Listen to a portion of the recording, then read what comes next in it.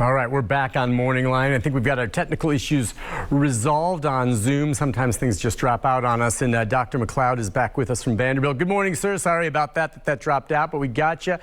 It froze on you in mid-speech, and we were in the middle of talking about what the triggers are for some people to feel a little blue, especially this time of year. Now, I do think, is access to sunlight an issue? I think about people that, for instance, live in Alaska, where sometimes in the winter months they only get 2 or 3 hours of sunlight, and how that affects them, and maybe they adjust. But how important is I guess, sunshine or sunlight? It's extremely important. The West Coast, I think we were talking briefly about, how folks sometimes in the West Coast, I imagine the same in Alaska, have quite a bit less sunlight, access to sunlight throughout the year, not just during the winter months. So there are certain treatments that they undergo, like sunlight therapy, like we discussed, like UV light therapy, even some vitamin supplements, right? Like vitamin D supplements can be helpful during the winter months or during times where the sun is hitting, because of course the way that the sun interacts with our body impacts a lot of the kind of stuff happening inside of us that includes our mood. And so you might notice, right, when there's a prolonged period of decreased access to sunlight, that your mood is quite different, and so you can feel a little bluer, a little sadder, and you might even feel a bit more depressed. Yeah, you're right. It's interesting. Every once in a while here in Middle Tennessee, you'll have a period of time where maybe you go a week or 10 days where we just had gray, rainy weather, and I don't really think about it. And then all of a sudden, you've got the day when you come out of it, and the sun breaks through, and it's sun shining out. And you almost feel, literally like the cloud is lifted over your mood. And I've noticed that myself. I didn't think I was feeling really that much down, but all of a sudden you perk up when the sun comes. And is it the feeling and the absorption of the sun's rays or light through the skin, or is it very important that you're seeing it through your eyes? That's a really good question. Wow, Nick. I really do think it's an awesome question. I think that it might be a little bit of both. I think there's something psychological, about us actually seeing the sunlight, right? We definitely kind of have this internal, emotional reaction to brightness, to sunlight. But I do think there's also some biochemical connections between the body and what's happening, like when it comes to the sunlight and the vitamin D that's produced within and things like that. So I think it's a little bit of both. But I think regardless, I think we need it so that we're able to function optimally. In fact, when I was living in Florida, I remember reading some research that said that folks in Florida actually sometimes struggle with being able to have enough vitamin D in their bodies because it's so hot. When the temperatures get so hot, we actually stay indoors more, which means we get less access.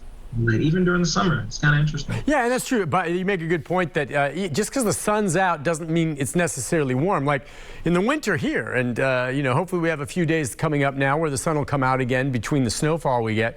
It's still cold, but yeah, you just go out there and you're not feeling it on your skin, but you're seeing it, and that does impact you. And we mentioned off air, you and I were talking, and I was telling you a story about my mom.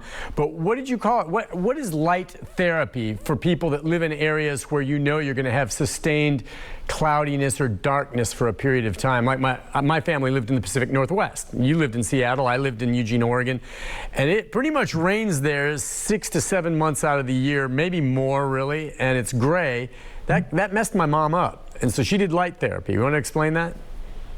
Yeah, of course. So light therapy, there's some institutions that have the rooms that are dedicated to shining bright UV lights on folks to kind of mimic the experience you might have of the sun. It's kind of what you talked about, right? Both your skin gets to experience some of those rays that can mimic some of the impacts that the sun would have on you. And also, like, your eyes might get the opportunity to see something that's not so dull and so grim. And then there's also some options I've seen folks that have like portable versions of this same kind of device, right? Where you're able to set something up in the room and kind of give yourself this blast of light, if you will, that will kind of mimic the sunlight that you haven't seen for quite some time. So yeah, that's what light therapy is. It's one of the many interventions for seasonal affective disorder, and really kind of depression in general can really be helpful. Yeah, it seemed to help her. She had one of those light boards you just described, and it seemed to help. Listen, we have a phone call. Let's go to Ann. Ann, are you ever down in the dumps? Good morning. Since October, I personally have been dealt some pretty hard blows. And Christmas Eve, got dealt the worst that I think I've ever been dealt. And my family largely has considered me to be the strong one. And we're not always strong. I believe in your sunlight. I've already been sitting on my front stoop in the cold in my snow robe, and my neighbors probably think I'm crazy. But my family thinks I'm strong, and we're not all strong. And if one more person tells me that it's okay, it's God's plan, I think I may have to snap a head off.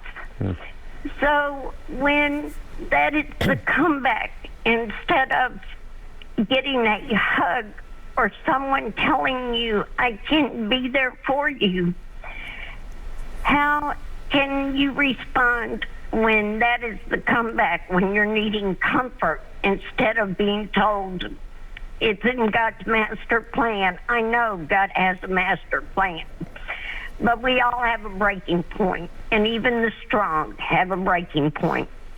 And yes, go sit in the sunlight, because it really does help, even if it's 4 in the morning and the sun is just coming up, or if it's at 2 in the afternoon, the sunlight helps.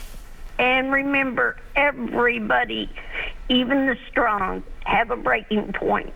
And I'll listen. All right. Thank you, Ann, and you take care, all right? I appreciate your call, and I'm glad she's getting some of that sunlight. But yeah, Ann is someone who's a regular caller to the show, Doctor, and she is a strong person, but she's absolutely right. Everyone has moments where they need help and are feeling blue. And being told it's God's plan, that ticks me off too. I want to hear that. So what do you suggest for someone like that? You know, there's this really cool video that I'm really fond of. Brene Brown, I don't know if you're familiar with her work, but she has this really cool video around empathy. You know, what empathy is and what it's not, and how it's different from sympathy. And I think that little small, animated video gives a good feel for how empathy is kind of like getting into the hole with the person and saying, I see that it's dark down here, as opposed to sympathy is like looking down in the hole and saying, hey, do you need a sandwich? Right? Be strong, as you put it. It's God's plan. And so I think that some of the things that can be helpful is, as the person experiencing the difficulty, to really verbalize, hey, that's helpful. I really appreciate you. Thank you for caring. And I need this thing over here. And then also one of the things that I really work a lot with my patients around is expectations. Maybe certain people really can't hear that you need a certain type of support. So you got to have your friends, specific friends for that type of support that you can actually call, and they can say, hey, I know you're the strong friend, but everybody doesn't always have to be strong. Swing by so you can grab a virtual hug because of COVID. We really want to support you. And the last thing I'm thinking here is, one of the things I forgot to mention when I got on air is, as a mental health professional, it is really important for folks to seek therapy when they see that is kind of indicated. And that might mean, right, you mentioned being at a breaking point. That's a good indicator. If I'm almost at a breaking point, it can be helpful to get help from friends, from family, from church members, from whatever your social support looks like. And that also includes some professional mental health help. So I'm hoping that some of those tips can help with, folks who aren't really well versed with how to support you in the way you need some support.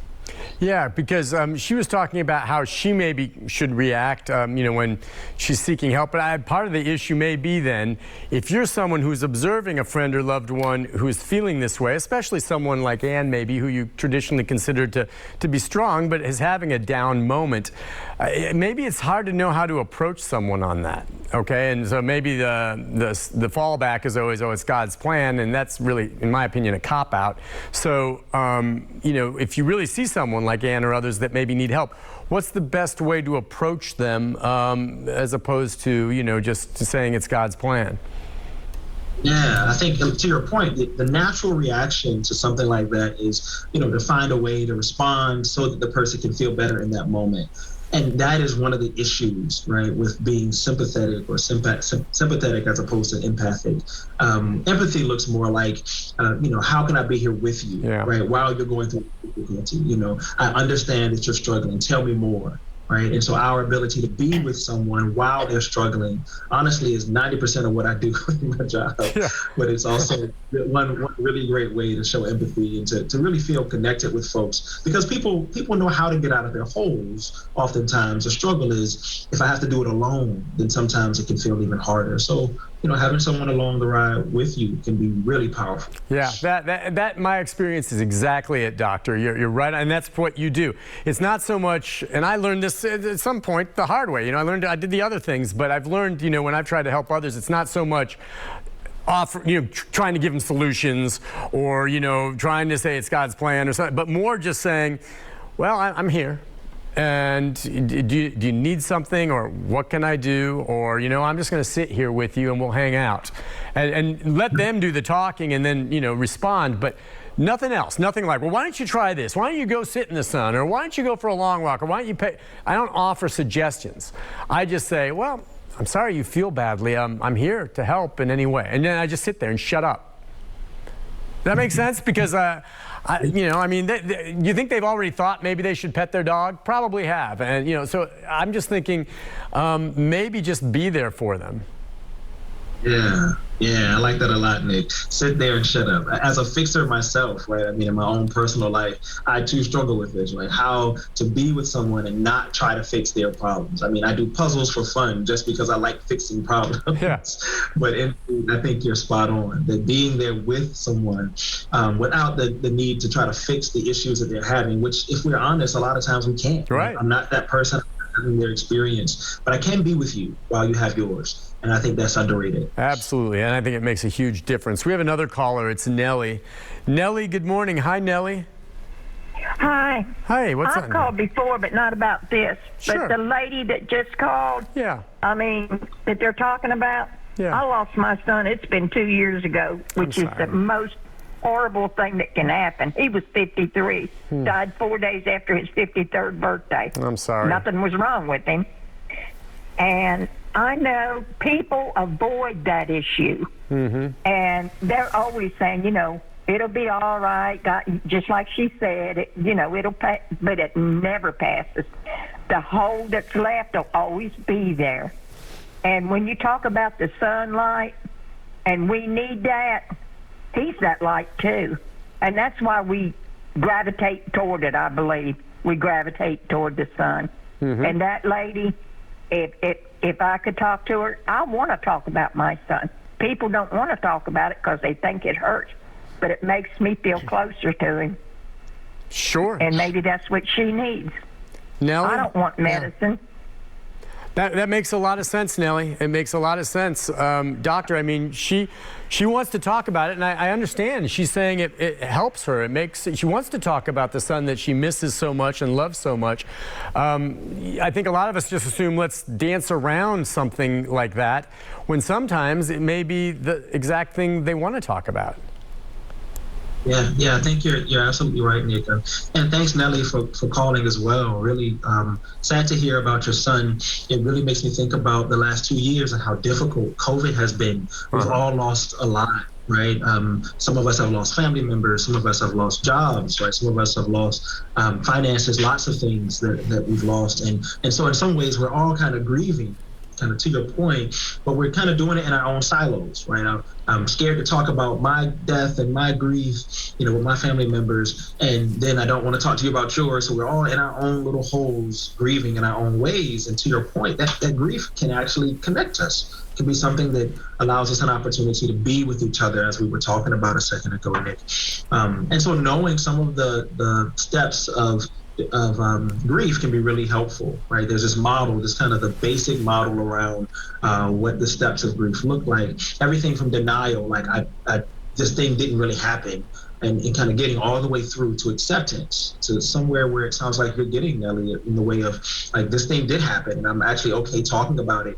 It can help the healing process. and the longer we go without talking about some of the things that really bother us, it might stick around even longer, right? And I think it's not a bad thing to talk about people we've lost and things that we've lost, but you're doing it with safe people, people who can really hear you and connect with you. And again, too, it's like everyone's different, doctor. So that doesn't mean necessarily you have to be the one to bring it up. But as the two of us were talking about earlier, you can go and say, I'm just here with you, and sit there. And then maybe at some point, someone like Nellie brings it up and says, well, I'd like to talk about it. And you say, well, sure, what would you like to talk about?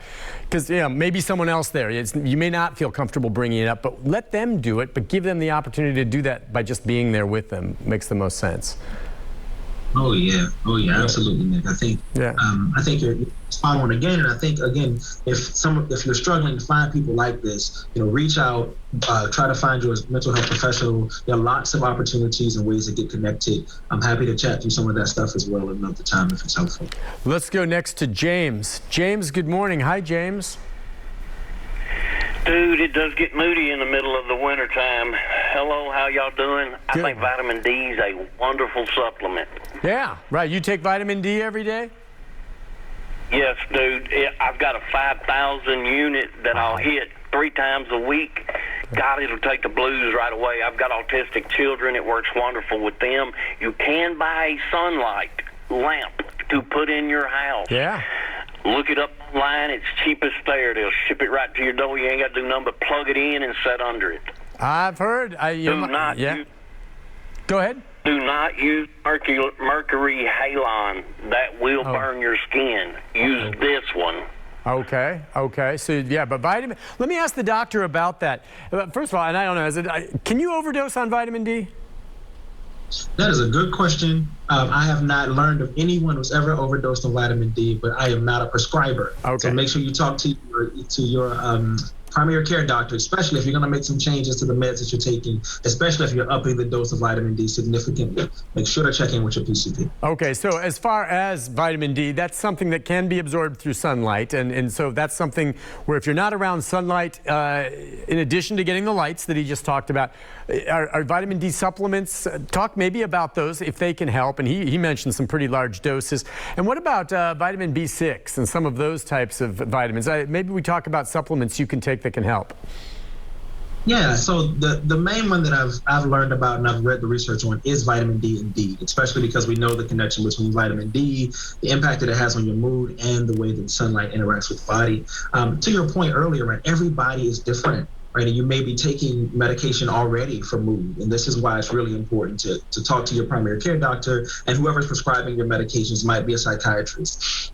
So make sure that you're checking in with those folks. I've heard great things about vitamin D. I haven't heard so much about vitamin B6 and the way that it interacts with your mood. That is not to say the research is not out there. It's something I haven't read and I'm not familiar with myself.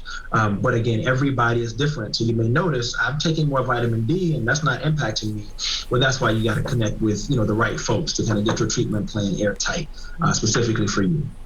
Okay, and I know supplements can help, but I'm a firm believer if you can get your vitamins and supplements from just normal everyday food, don't waste your money on vitamins. And that doesn't mean buying vitamins is a waste for some people who need that supplement.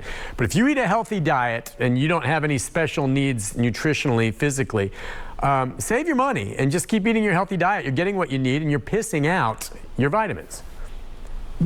Yeah, you're absolutely right. It's a great point. If we're taking, you mentioned about overdosing on medication, if you're taking too much of some certain, vitamins, then to your point, you are just getting rid of them in your body. Your body's not absorbing a thing. So this is why I think that nutritionists also can be really helpful in managing mood as well, to your point, especially folks who are a little bit averse to taking medication, folks who aren't so keen on meds. Working with a nutritionist can be really helpful, a dietitian. So having a really strong team around you can really help your mood a lot. Oh, yeah. Well, we have to go to a break, but I don't know how dietitians will feel about this, but when I feel a little down and I need some type of supplement, I'll eat a box of frosted blueberry Pop-Tarts. Okay, and we'll talk about that and some of the comfort foods and things that can work as well. And we can take more phone calls. 737-7587 is the number on MorningLine as we talk with Dr. McCleod about, feeling a bit blue during these dog days of winter, that being January and February after the holidays. We'll be right back.